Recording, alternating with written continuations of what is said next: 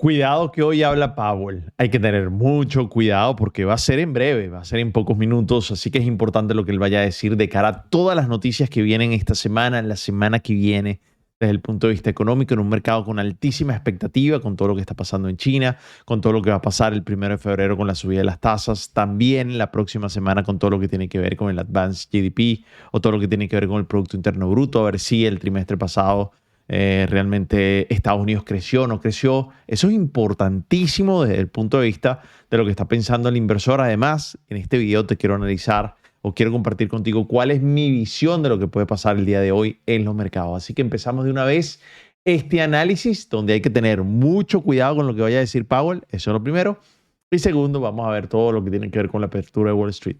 Así que empezamos ya el análisis del premercado del día de hoy.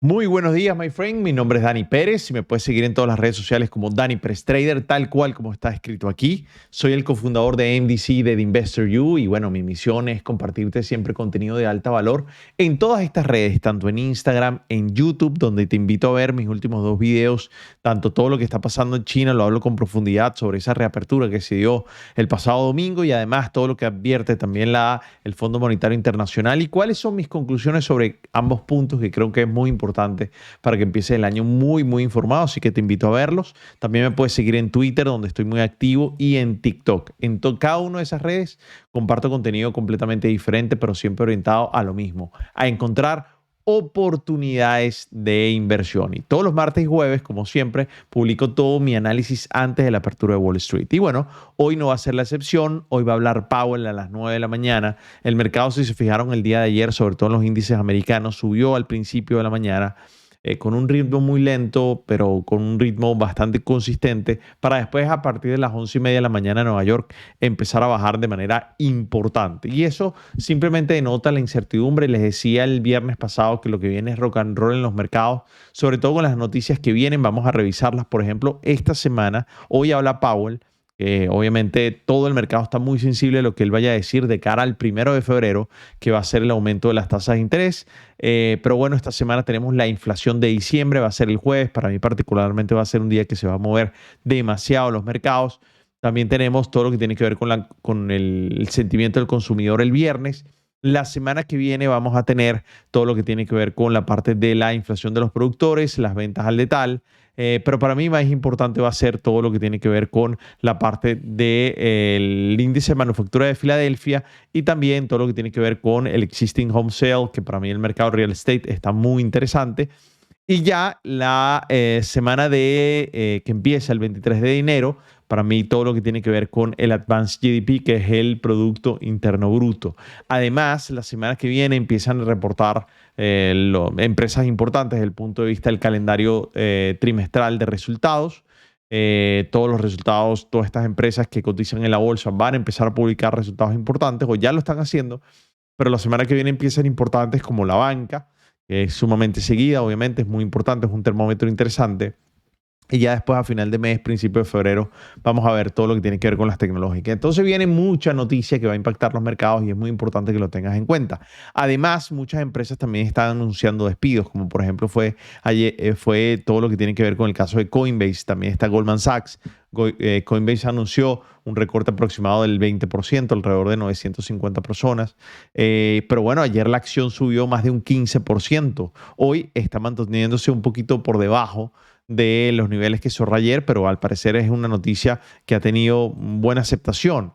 Es decir, Coinbase al parecer se sigue, digamos, de alguna manera con estas camadas de despidos, pero al final ha sobrevivido todo lo que tiene que ver con todo lo fuerte que ha sido el mercado de criptomonedas en los últimos prácticamente 16 meses. Así que es importante que lo tengamos en claro porque el mercado está recibiendo muchísimas señales que les hace para mí dos cosas, dos consecuencias. Uno, que tenga muchísima incertidumbre y sobre todo apego a lo que vaya a ser las tasas de interés, a lo que se vaya a decidir la Reserva Federal, que es muy probable que pueda mantener mantener las tasas altas durante todo el año y sigue con la visión de mantener la inflación o por lo menos llevarla al 2%, lo cual está sumamente lejos, sumamente lejos. Eso implica probablemente mayor ajuste y mayor restricción.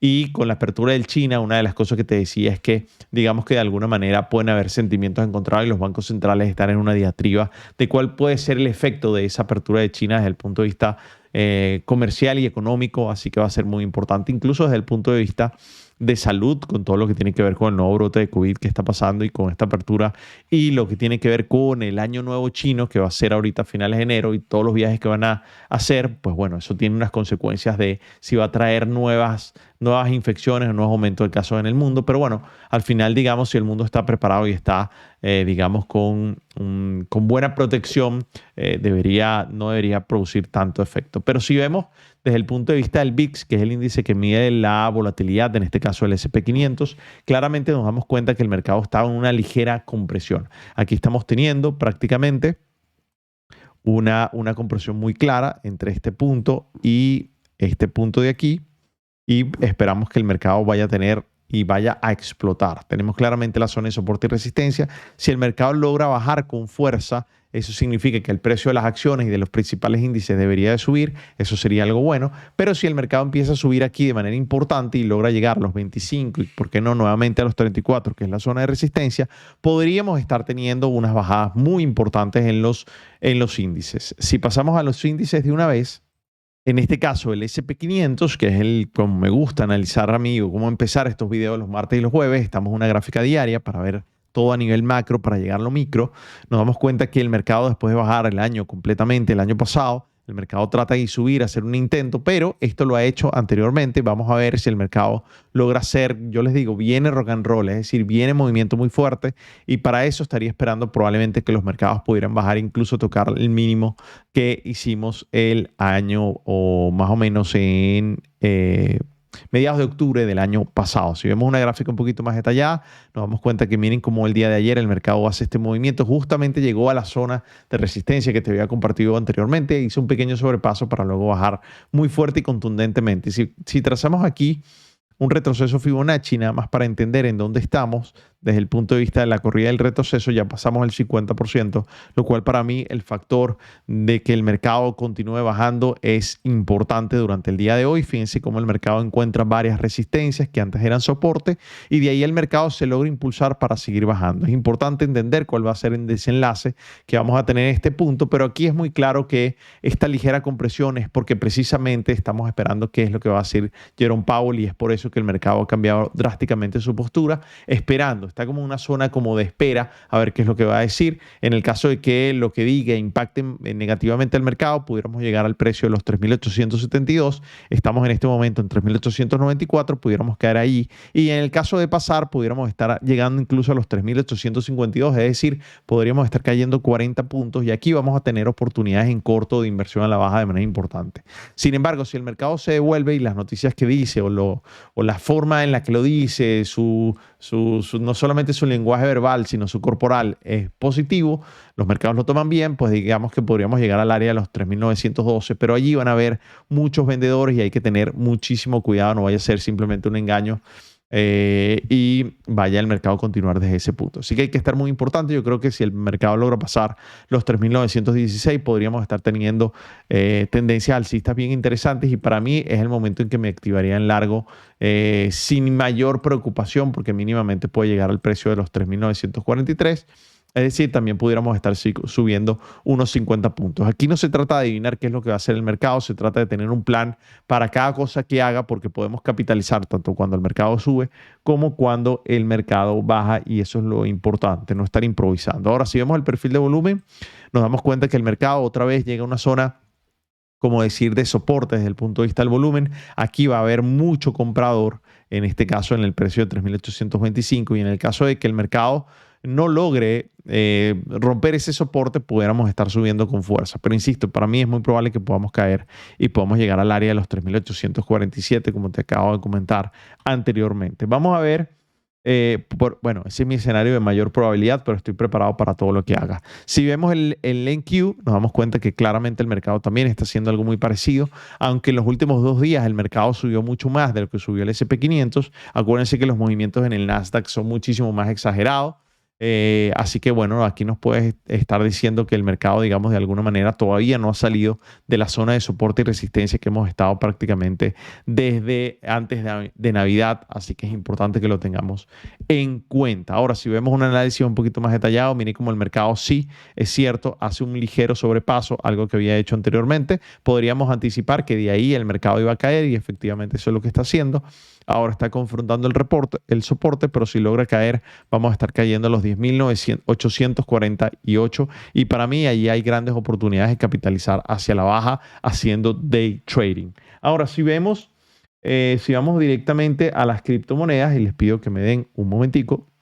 Ahora sí, nos damos cuenta que fíjense cómo el Bitcoin, en este caso, ha tenido un ligero repunte, ha logrado pasar a una de las zonas de resistencia importante. La primera compresión se resuelve hacia arriba. Todavía tenemos una línea de tendencia que es bastante sólida. Al parecer, la ha respetado bastante y pareciera que estuviéramos enfilados a llegar más o menos al área de los 18.000. Vamos a ver qué pasa. De todos modos, yo no me confío. Este movimiento está siendo muy leve y está siendo un movimiento realmente bastante suave.